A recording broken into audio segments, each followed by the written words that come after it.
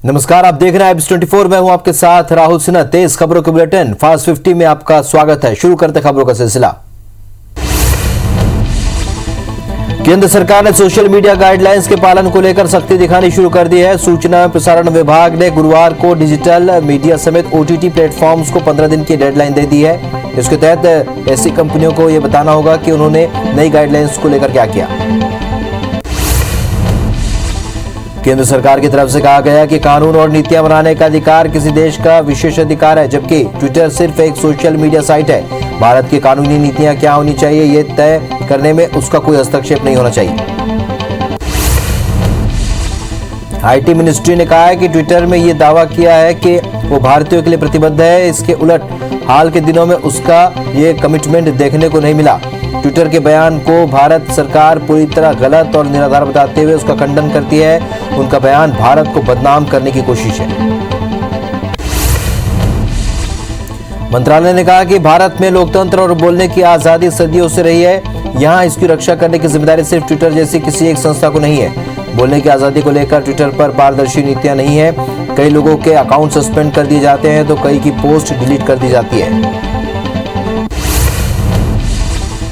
Social media को लेकर बनाई गई नई गाइडलाइंस पर ट्विटर के रवैये से खफा IT मंत्रालय ने साफ कहा है कि वो दुनिया के सबसे बड़े लोकतंत्र को न सिखाए कि हमें क्या करना है। ट्विटर मुद्दा भटकाने के बजाय नियमों का पालन करे। IT मंत्रालय ने कहा कि ट्विटर का जवाब दुनिया के सबसे बड़े लोकतांत्रिक देश पर जबरन अपनी शर्तें थोपने जैसा है। प्रधानमंत्री नरेंद्र मोदी कल ओडिशा और पश्चिम बंगाल का दौरा करेंगे। इस दौरान चक्रवात यास से हुए नुकसान का जायजा लेंगे। PM पहले भुवनेश्वर जाएंगे, यहां समीक्षा बैठक करेंगे। इसके बाद बालासोर, भद्रक और पूर्वी मिदनापुर का हवाई सर्वेक्षण करेंगे और बंगाल में समीक्षा बैठक करेंगे। यास तूफान के बाद ओडिशा के बालासोर और भद्रक जिलों में 128 गांव में पानी भर गया। मुख्यमंत्री नवीन पटनायक ने इन गांवों के लिए 7 दिनों तक राहत पहुंचाने की घोषणा की है। आज CM नवीन पटनायक ने हवाई सर्वेक्षण भी किया। यास तूफान के बाद पश्चिम बंगाल की मुख्यमंत्री ममता बनर्जी 28 मई को चक्रवात प्रभावित क्षेत्र का हवाई सर्वे करेंगी। वो अगले दिन उत्तर 24 परगना, संदेश खाली, धामाखाली के विस्तृत इलाके का दौरा करेंगी और हिंगलगंज में समीक्षा बैठक करेंगी। ओडिशा के भद्रक जिले के वासुदेवपुर में चक्रवात यास की वजह से रिहायशी इलाकों में पानी घुस गया है। इधर चक्रवात की वजह से पश्चिम बंगाल और ओडिशा बॉर्डर पर गिरे हुए पेड़ों को NDRF की टीमें रास्ते से हटाने का काम कर रही है। बता दें कि यास तूफान से पश्चिम बंगाल और ओडिशा में भारी नुकसान हुआ है। ओडिशा के भद्रक के वासुदेवपुर में चक्रवात यास की वजह से मछली पकड़ने वाली नावों को काफी नुकसान हुआ है। कई नावें टूट गई। इधर पश्चिम बंगाल के पूर्वी मिदनापुर जिले के दीघा में यास तूफान से फुटपाथ टूट गया। वहीं कई होटल टूट फूट गए हैं, जबकि कई रिसोर्ट में समंदर का पानी घुसने से सामान बह गया। तूफान यास पश्चिम बंगाल और ओडिशा से होते हुए गुरुवार दोपहर बिहार पहुंच गया। राज्य के बांका जमुई जिले में तूफान की एंट्री हुई। सुबह से ही जमुई, बांका और खगड़िया में हल्की बूंदाबांदी हो रही थी, लेकिन दोपहर 2 बजे के बाद तीनों जिलों में तेज बारिश शुरू हो गई। वहीं प्रदेश के 34 जिलों में मध्यम और तेज बारिश हो रही है। पटना स्थित मौसम विज्ञान केंद्र का कहना है कि बिहार पहुंचते पहुंचते यास कमजोर पड़ गया है। फिर भी अगले 48 घंटे तक इसका प्रभाव पूरे राज्य में बना रहेगा। केंद्र के निदेशक विवेक सिन्हा ने कहा कि दक्षिण बिहार के रास्ते प्रवेश करने की वजह से उधर के जिलों में तेज बारिश होगी, लेकिन बाकी हिस्सों में हल्की से मध्यम बारिश होगी। यास का असर बिहार में 4 दिनों तक पूरी तरह रहेगा और इस दौरान 160 मिलीमीटर बारिश होने की संभावना है। यास के प्रभाव से 27 मई से तापमान में गिरावट होनी शुरू हो जाएगी, जो 1 जून तक जारी रहेगी। बुधवार को पटना में 1.9 मिलीमीटर बारिश रिकॉर्ड की गई। वहीं गया में 30 मिलीमीटर बारिश दर्ज की गई। मुंगेर में यास का असर दिख रहा है। गुरुवार को 26 किलोमीटर की रफ्तार से हवा चलने के साथ लगातार बारिश हो रही है। इससे तापमान में अचानक गिरावट आ गई। मछुआरों ने अपनी नावों को गंगा नदी के किनारे बांध दिया है। फिलहाल गंगा में लहर नहीं है, लेकिन नाविकों को प्रशासनिक स्तर पर नाव लेकर गंगा में जाने की मनाही है। गुजरात के वडोदरा में फंगल इन्फेक्शन के करीब 270 मरीज हैं। वडोदरा के गोत्री मेडिकल हॉस्पिटल के नोडल ऑफिसर शीतल मिस्त्री के मुताबिक 270 में से 7 से 8 मरीजों में येलो फंगस पाया गया है। इसको भी एम्फोटेरिसिन बी से ही ठीक किया जा सकता है। दिल्ली में ब्लैक फंगस को महामारी घोषित किया गया है। दिल्ली में ब्लैक फंगस के मामले तेजी के साथ बढ़ रहे हैं। 21 मई को दिल्ली में करीब 200 ब्लैक फंगस के मामले थे, जबकि 27 मई को इनकी संख्या 620 हो चुकी है। जारी नोटिफिकेशन के मुताबिक सभी अस्पतालों को ब्लैक फंगस की जांच और इलाज के लिए दिशा निर्देशों का पालन करना होगा। कांग्रेस नेता राहुल गांधी ने कोरोना से हो रही मौतों को लेकर केंद्र सरकार पर गुरुवार को निशाना साधा। उन्होंने एक ट्वीट करते हुए आरोप लगाया कि सरकार असली मौत के आंकड़ों को लोगों से छिपा रही है। उन्होंने इसके लिए सरकार की गलत नीति को जिम्मेदार ठहराया। महाराष्ट्र के स्वास्थ्य मंत्री राजेश टोपे के मुताबिक कैबिनेट में तय हुआ है कि पूरी तरह से लॉकडाउन हटाना ठीक नहीं है। जिन जिलों में मामले बहुत कम हैं, उनमें छूट देना पसंद करेंगे। ये छूट किस तरह के होगी, इस बारे में टास्क फोर्स से चर्चा करके मुख्यमंत्री अंतिम निर्णय लेंगे।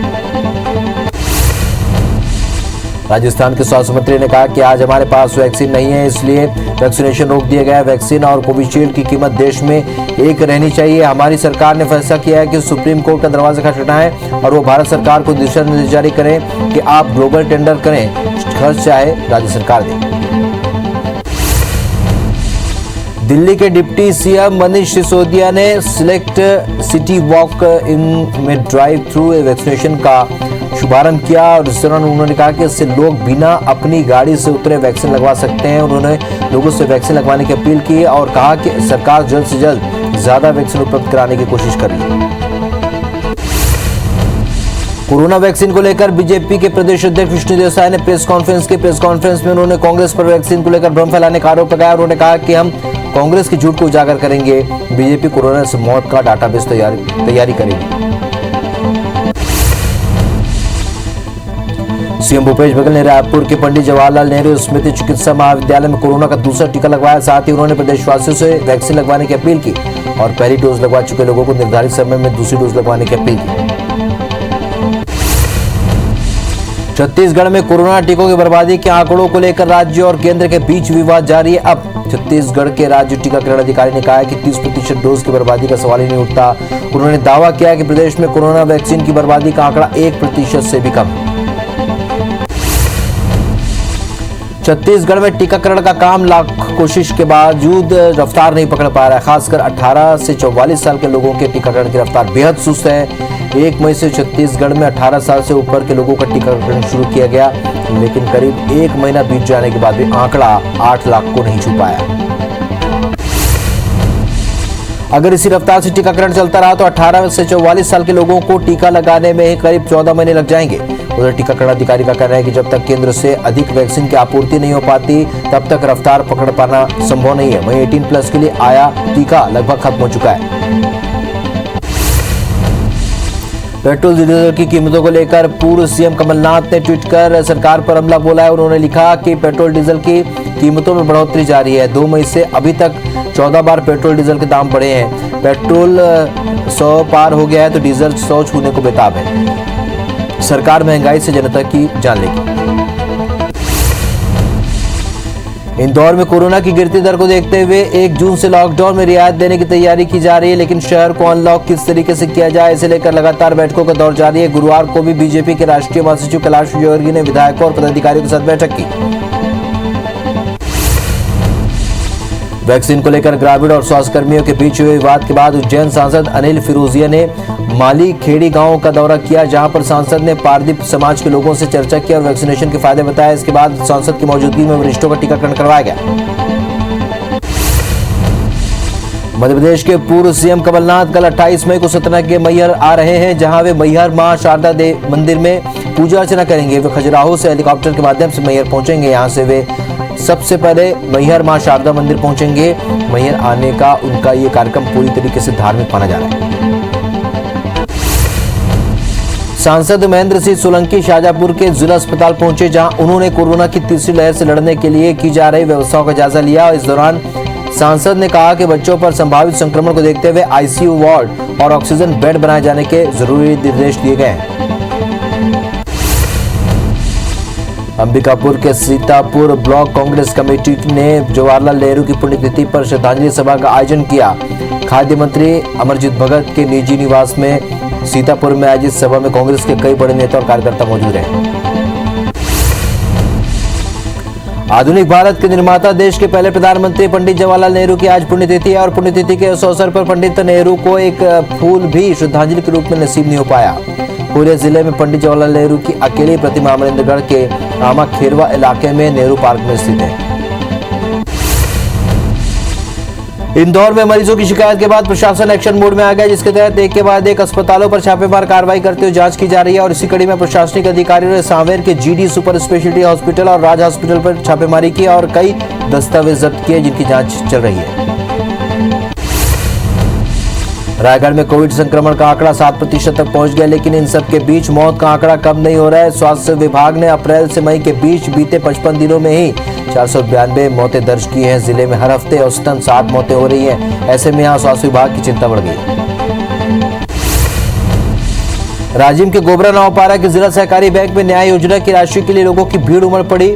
कई लोग ने इस दौरान जमकर गाइडलाइन का उल्लंघन किया। बता दें कि लोग बैंक में पीएम सम्मान निधि और न्याय योजना की राशि लेने पहुंचे थे। अनलॉक के दूसरे दिन दुर्ग पुलिस आज पैदल मार्च निकालकर बैंकों में जाकर सेफ्टी ऑडिट किया और सुरक्षा व्यवस्था के लिए गार्ड्स को ट्रेनिंग भी दी गई। वहीं बैंक में काम से आए खाताधारकों को भी कोरोना गाइडलाइन का पालन करने की अपील की गई। दुर्ग एसपी के निर्देश पर एएसपी संजय ध्रुव ने बैंकों का निरीक्षण किया। मंडला के मोहन टोला में बनाए जा रहे करीब 550 प्रधानमंत्री आवास 4 सालों में अधूरे पड़े हैं। कभी भुगतान की समस्या तो कभी मजदूरों की समस्या बताकर योजना को टाला जा रहा है। योजना में लेट लेते फीस से जरूरतमंद लोगों को आवास का लाभ नहीं मिल पा रहा है, जिससे हितग्राही परेशान है। सरगुजा से होकर रायगढ़ और बिलासपुर तक जाने वाली नेशनल हाईवे की हालत बारिश के चलते बदहाल हो चुकी है। दरअसल इन सड़कों का निर्माण 2020 तक पूरा हो जाना था, मगर तय समय सीमा खत्म होने के बाद भी सड़कें नहीं बन सकी है। वहीं प्रशासन ने अल्टीमेटम देकर काम को तेजी से करने के निर्देश दिए। जांजगीर चांपा के आमानंदुला गांव में 70 पेड़ों की कटाई का मामला सामने आया। यहां ग्रामीणों की शिकायत के बाद प्रशासन व विभाग और पुलिस की टीम जांच के लिए मौके पर पहुंची और निरीक्षण किया, जहां अलग अलग क्षेत्रों में टीम को 70 पेड़ कटे मिले। ग्रामीणों ने सरपंच और सचिव के संरक्षण में पेड़ों की कटाई का आरोप लगाया। रायगढ़ के सारंगगढ़ एसआई के पटेल पर 3 लाख की अवैध उगाही का आरोप लगा है। एक निजी क्लिनिक के संचालक ने इसे लेकर शिकायत दर्ज कराई है, जिसमें सारंगगढ़ तहसीलदार और पीएमओ पर भी आरोप लगे। मामला सामने आने के बाद एसपी ने एसआई को निलंबित कर दिया है। वहीं आरोप सिद्ध होने पर तहसीलदार और पीएमओ पर भी कार्रवाई हो सकती है। रायगढ़ नगर निगम क्षेत्र में सामने आए ओडीएफ घोटाले की जांच फिर से शुरू हो गई है। जिला कलेक्टर ने मामले की जांच को लेकर निगम से जवाब मांगा है, जिसके बाद निगम कमिश्नर ने जांच की फाइल फिर से खुलवाई है। मामले की जांच हुई तो कई अधिकारी कर्मचारी सहित ठेकेदारों पर भी कार्रवाई हो सकती है। पूर्व सीएम कमलनाथ पर प्रकरण दर्ज करने के विरोध में धार जिला महिला कांग्रेस ने मुख्यमंत्री शिवराज सिंह का पुतला दहन किया। जिला कांग्रेस अध्यक्ष विजेता त्रिवेदी ने बताया कि पूर्व सीएम कमलनाथ ने कोरोना से हुई मौत का सही आंकड़ा जारी करने की बात की थी, इसे लेकर शिवराज सिंह ने उन पर प्रकरण दर्ज किया है, जो सरासर गलत। विदिशा के शासकीय अटल बिहारी वाजपेयी मेडिकल कॉलेज का स्थायी नर्सिंग स्टाफ हड़ताल पर चले गए हैं। 2 दिनों से काली पट्टी बांधकर कोरोना में ड्यूटी करने वाले स्टाफ संविदा पद पर संविलियन की मांग कर रहे थे। उन्हें आज सरकार और शासन के सद्बुद्धि के लिए 1 दिन का व्रत भी रखकर धरना प्रदर्शन और नारेबाजी की। कोरबा में विद्युत विभाग की व्यवस्थाओं को लेकर युवा कांग्रेस ने अनोखा प्रदर्शन किया। कांग्रेस ने लाल कपड़े में नारियल बांधकर कार्यालय के दरवाजे पर टांग दिया और अधिकारियों को भी नारियल भेंट करने की कोशिश करने लगे। इस दौरान कांग्रेसियों और अधिकारियों के बीच बहस हुई। धमतरी के सामाजिक कार्यकर्ताओं ने बंगाल में हो रही हिंसा को लेकर राष्ट्रपति के नाम जिला प्रशासन को ज्ञापन सौंपा है। राष्ट्रपति के नाम सौंपे गए ज्ञापन में बंगाल में हिंसा रोकने और दोषियों पर कड़ी कार्रवाई करते हुए पीड़ितों की सुरक्षा की मांग की गई। दतिया के जिगना थाने के अंतर्गत आने वाली कटीली कंजर डेरा पर अवैध शराब बनाई जा रही थी, जिसकी सूचना पर आबकारी विभाग की टीम ने नौनेर कंजर डेरा और कटीली कंजर डेरा पर छापेमारी की, जहां से 128 बल्क लीटर शराब जब्त की गई। वहीं लगभग 2000 लीटर गुड़ लहान को नष्ट किया गया। जांजगीर चांपा के हरेठी कला गांव में नायब तहसीलदार की टीम ने 600 बोरी रासायनिक खाद जब्त किया। जब्त रासायनिक खाद की कीमत 2,50,000 रुपए बताई जा रही है। ये रासायनिक खाद एक ट्रक से जब्त किया गया। छिंदवाड़ा में तय किराए से भी ज्यादा पैसा वसूलने पर आरटीओ ने एक एम्बुलेंस के परमिट को 3 महीने के लिए निरस्त कर दिया है। पीड़ित के मुताबिक एम्बुलेंस संचालक पवन माहौरे ने नागपुर जाने का किराया 24,000 रुपए और शव को वापस लाने का किराया 15,000 रुपए मांगा था। शिकायत के बाद कलेक्टर ने कार्रवाई की। जशपुर के बागीचा में सड़क हादसे में घायल बीजेपी कार्यकर्ता समेत 2 लोगों की मौत हो गई। दरअसल बागीचा में एक बीजेपी कार्यकर्ता सड़क हादसे में घायल हो गया, जिसकी अंबिकापुर अस्पताल में ले जाते वक्त मौत हो गई। वहीं दूसरी तरफ एक बुजुर्ग महिला को हार्ट अटैक के बाद बागीचा अस्पताल ले जाया गया, लेकिन महिला ने भी रास्ते में दम तोड़ दिया। 8 महीने पहले झारखंड मुक्ति मोर्चा के नेता और उनकी पत्नी की हत्या के मामले में फरार 2 आरोपियों को विश्रामपुर से गिरफ्तार कर लिया गया। आरोपियों को झारखंड और विश्रामपुर पुलिस ने मिलकर गिरफ्तार किया, जहां से आरोपियों को लेकर झारखंड पुलिस रवाना हो गई। मामले में कुल 10 आरोपी शामिल थे। बलौदाबाजार जिले के ग्राम पोसरी में एक 7 साल की इस मासूम बच्ची से दरिंदगी कर हत्या का मामला सामने आया है। बच्ची 2 दिन से लापता थी, जिसकी रिपोर्ट सिटी कोतवाली बलौदाबाजार में दर्ज कराई गई थी, जिसके बाद पुलिस जांच में जुट गई है और पड़ोस में कुएं से बच्ची की लाश बरामद की गई। गुमशुदगी की रिपोर्ट के बाद पुलिस ने जांच शुरू कर दी, जिसके बाद गांव के ही एक कुएं में बच्ची की लाश बरामद की गई। पोस्टमार्टम रिपोर्ट के मुताबिक बच्ची की रेप के बाद हत्या की गई है। वहीं जांच के बाद पुलिस ने 2 आरोपियों को गिरफ्तार कर लिया है, जिनमें से एक आरोपी नाबालिग बताया जा रहा है।